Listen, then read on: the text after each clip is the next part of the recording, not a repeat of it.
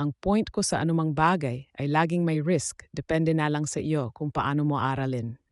Hindi mo din naman malalaman kung hindi mo susubukan. Iniisip ko pa rin na hindi maganda ang network marketing dahil marami akong kakilala na hindi kumita at sinasabi nga nila na scam daw yan. Pwede ko ba malaman kung gaano nakatagal sa business yung mga taong nagsasabi sa'yo na hindi sila kumita? Yan ang hindi ko alam. Di ko rin naman sila natanong. Well, kadalasan lang natin na naririnig ay one-side story. Paano kung ang treatment pala ng mga taong to sa business ay get-rich-quick scheme? Tinrabaho ba nila na mabuti? O di kaya isa sila sa mga taong naghihintay lang ng oportunidad na kakatok? Dumaan ba sila sa mga training programs? I'm not sure lang dahil ang alam ko lang hindi sila kumita. So magkano ang kinikita mo every month? Ang kinikita ko entirely dependent sa effort na gagawin ko sa business. Basically, I'm the CEO of my own company. Ako ang responsible sa paggawa ng strategic planning, revenue projection ng team building, and I upskill myself. Bukod dyan, tuloy-tuloy ko din ginagampanan ang pagiging leader sa lumalaking organization. Exactly the way kung paano magtrabaho ang CEO.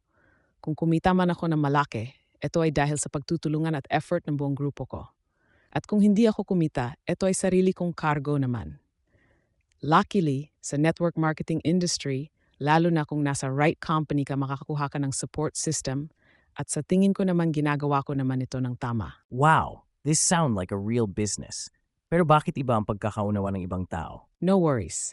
Hindi ka naman nag-iisa na ganyan ang impression sa network marketing business. Alam mo ba na ang direct selling ay humigit kumulang na century-old industry?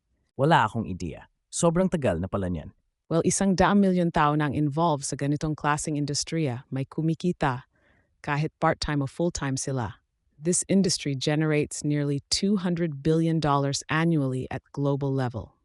Kung malaki ang potential income sa network marketing, bakit iniisip pa rin ng ibang tao na ito ay pyramiding scheme at mga nasa taas lang daw ang kumikita?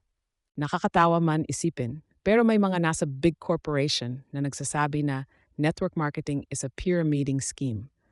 Well, in fact, kung titingnan mo ang structure ng organization ng isang company, makikita mo din ang pyramid structure.